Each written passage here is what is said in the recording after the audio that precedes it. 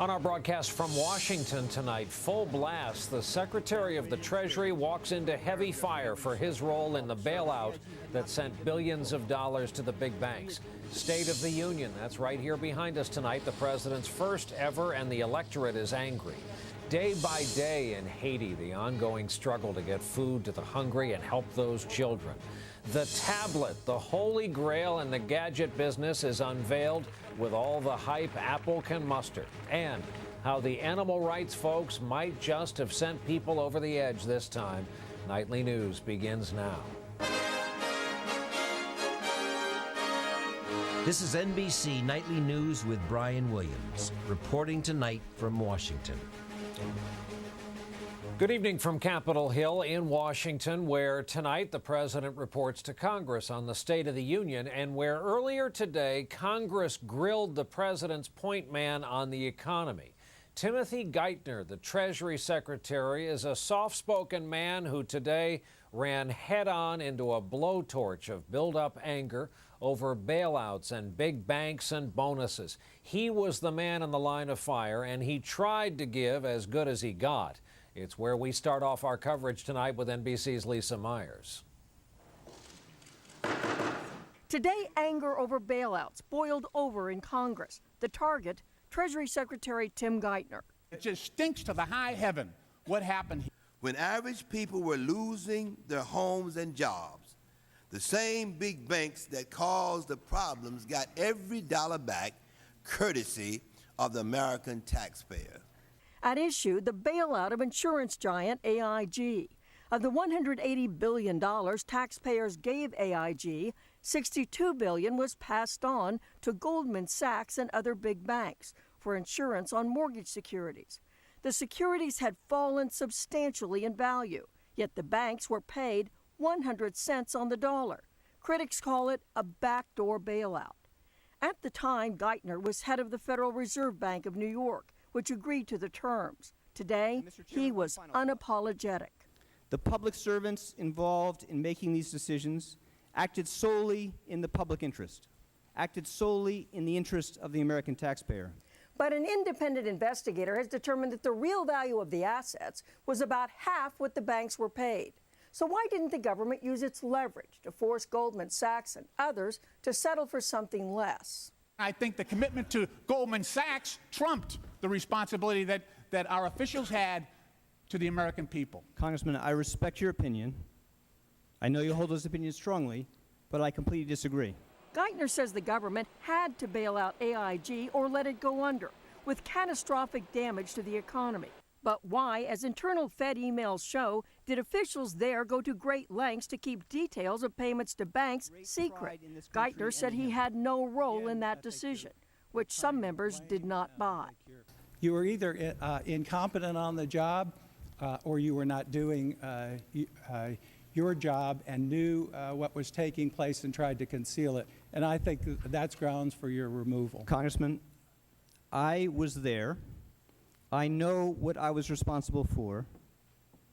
I take full responsibility and, as I said, great pride in those judgments. Secretary Geithner said those outraged over the bailout of AIG should support financial reforms with teeth to prevent this kind of debacle from happening again. Lisa Myers, NBC News, Washington. And as part of the advance push, in advance of tonight's speech, the White House briefed separate groups of journalists today on where they see things after a year in office. Our White House correspondent Savannah Guthrie attended one such briefing and is with us tonight. Savannah, I know they hate the term reset, but I also know they're looking at this State of the Union, marking a year in office, as time to admit to some mistakes and push forward on other ventures. No question about it. Look, they see it as an opportunity. A lot of eyeballs, tens of millions of Americans who don't normally tune into this kind of thing. So the president does want to reset the agenda. He'll place us in time. He'll talk about where this country has been, what he thinks the administration has accomplished, and where it's going. He'll admit to some failings in terms of process, but he's sticking to his guns on his agenda. This really is going to be a speech that's 2/3 economy. The big question, of course, is what will he say about health care? He spent so much of his time, energy, and let's face it, political capital trying to get that through. He'll make a strong pitch for health care, we are told, but in terms of laying out where it goes from here, how he gets it passed, he's not going to be able to be specific, Brian, because aides simply do not know. And he's going to call out Republicans and say, okay, you may have won that vote in Massachusetts. Now you have those 41 senators. You got to be part of the process. No more obstructionism. Savannah Guthrie on the North Lawn tonight, where she will be watching the president's speech across town. And the other briefing today was a lunch with the president, an annual off-the-record event where about a dozen of us got to hear the president's thinking. David Gregory, moderator of Meet the Press, was among the invitees. David, where would you put his state of mind right about? Well, it's interesting. I don't think he was chastened, but he certainly is in a different place than he was a year ago. You're right. He doesn't like that term, a new beginning or a reset. But I think that the president recognizes that the country has lost faith in government right now. And there are real questions about how confident the country is in his leadership, his ability to solve problems. In terms of health care, there was a recognition, I think, on his part that there's a long way to go here, and he spent a lot of political capital that has to be built back up now. Now, the economy, jobs, his poll numbers, there seemed to be a realization that, of course, when you ask people how they're doing, it's going to get automatically tied to the president. We can talk a lot about it. It comes down to something real simple, 10% unemployment. That's going to hurt any incumbent president. And I think he understands how difficult that is. And if things don't get better, he's going to be in political trouble. So is his party. One thing, though, that was very clear, the president wants to make clear tonight that he understands people are going through a very difficult time. And he complains, as other presidents have, about how difficult it is to communicate that sense of empathy when you're here in Washington and here in that White House. And back up to health care for just a second. Savannah mentioned it, you mentioned it. We covered it just nonstop. And of course, a few things have happened. The economic downturn, the Haiti crisis, and it's kind of in a drawer as far as the American people are concerned. How does it get revitalized? That is a huge question right now, and nobody really knows. I mean, the president sort of says that this is going to be a long time out here for health care. It's gotten this close, but it's still very far away. The priority tonight and in the coming weeks and months is jobs. They want to get back to health care. The question is, where are the votes? And I don't think anybody has an answer to that yet, which is striking given how much time and energy has been spent on it. All right, David Gregory, who along with Savannah Guthrie, Chuck Todd will be part of our team watching along with us the State of the Union tonight. One last reminder along those lines, NBC News will have full coverage of tonight's State of the Union address beginning at 9 Eastern, 6 Pacific time here on this NBC station. Now we turn to the ongoing story in Haiti. Late this afternoon, these extraordinary images came into our newsroom. A teenage girl, according to the Reuters news agency, rescued alive today from under a house in Port-au-Prince 15 days after the earthquake. Now, she was severely dehydrated. She appeared to have a leg injury as well, but again, rescued alive 15 days after the collapse. There are tens of thousands of Haitian children who have lost everything, including, in a lot of cases, their parents. Today, the Haitian government said it's looking into every foreign adoption now of Haitian children because so many children are leaving that country so suddenly. But the new level of scrutiny is leaving a lot of parents of children anxious for more information. Ron Allen is heading up our coverage, is with us tonight once again from Port-au-Prince. Ron, good evening. And to follow up on the adoption issue now, there are reports that the Haitian Prime Minister wants to sign off on each individual case. That could be pretty time-consuming. The rules and procedures are unclear, and that's the problem here. There's just sheer, utter confusion. Brian? Ron Allen in Port-au-Prince. So much of the coverage is still so hard to watch, especially stories involving those children. And what may become one of the iconic photos from the tragedy in Haiti was in today's USA Today, page 1. We're told the photo was taken January 21st. It shows a young girl, a piece of tape on her forehead indicating she had been approved to be sent to the hospital ship USS Comfort for treatment. We now have more from Haiti when NBC Nightly News continues on a Wednesday evening. But first, the latest on the safety problems with those Toyotas. You can't buy one, now you can't rent one. A big company taking a big hit in the name of safety. And later, it has arrived. Some are mocking the name, others are saying it's just a giant iPod, but it is the next big thing from Apple.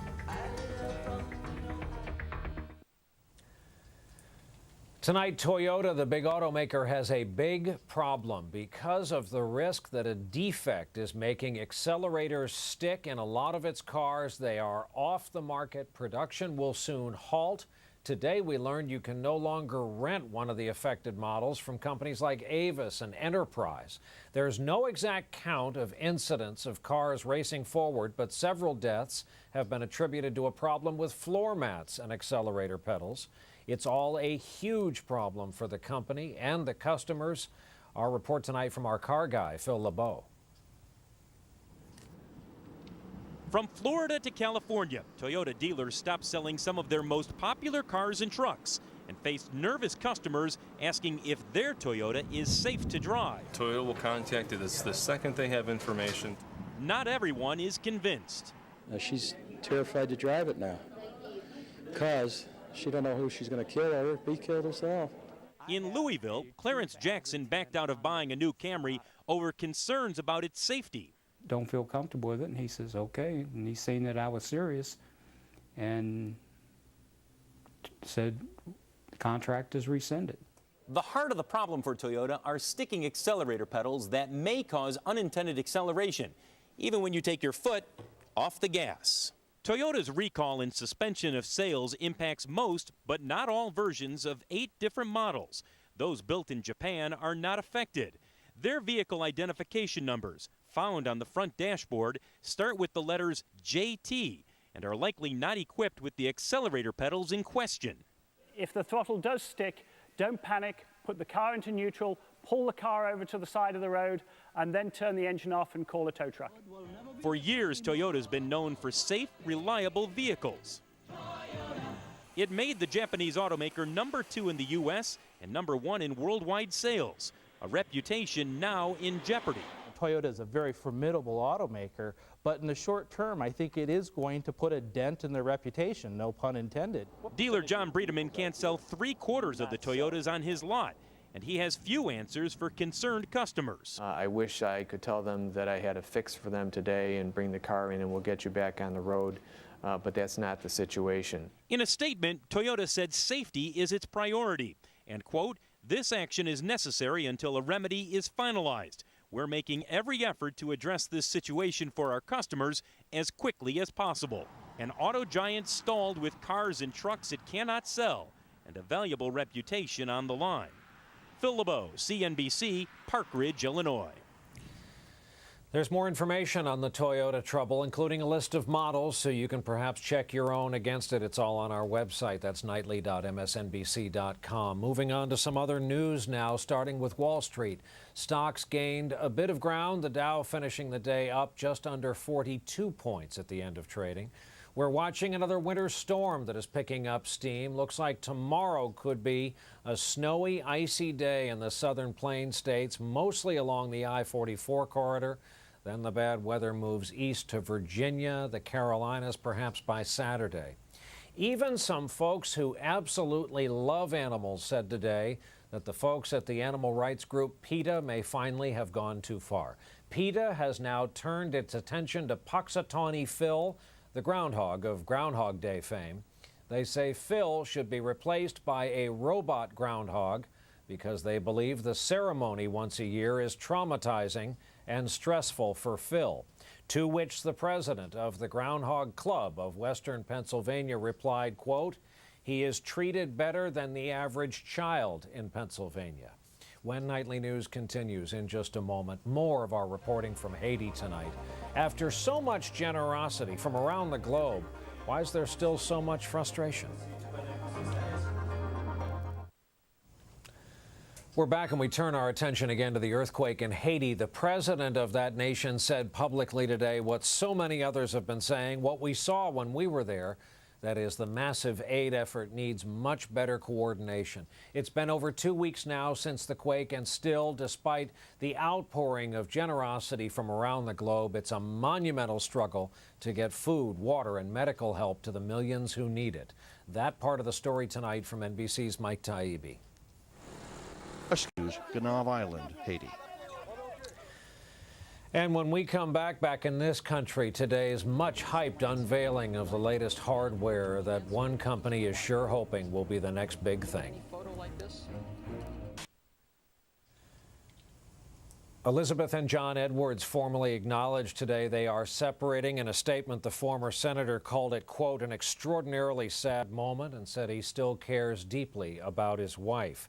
Finally tonight, a new product launched. The last time there was this much fuss over a tablet, well, it was a long time ago. Today, Apple came out with its new half-inch thick electronic tablet, a kind of giant iPod Touch called the iPad.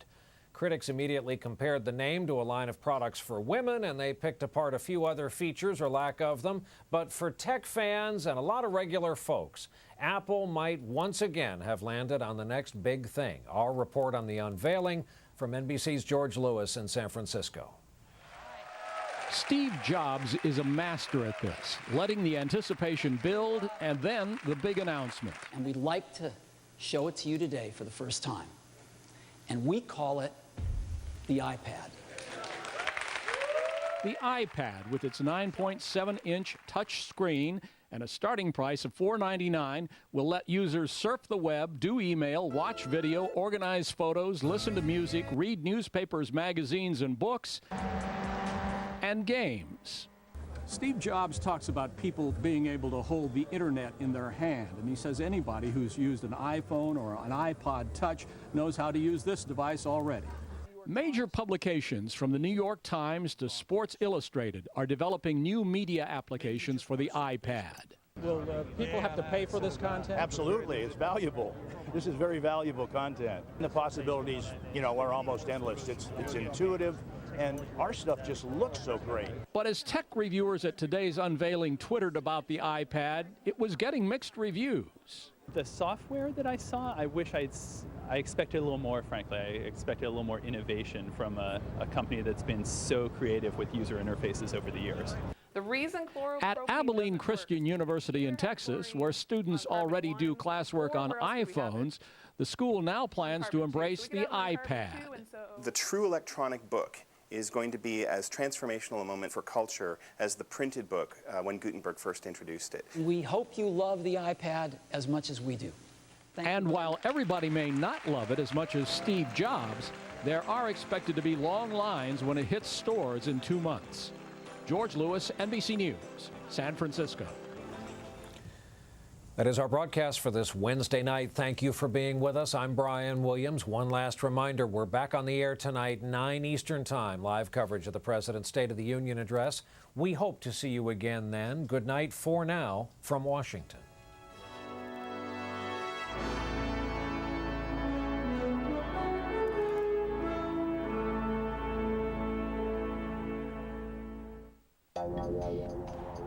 Gretchen Bleiler, snowboarding. When you are able to push past your fear and you're successful, it's the best feeling in the entire world. The Vancouver Olympics on NBC.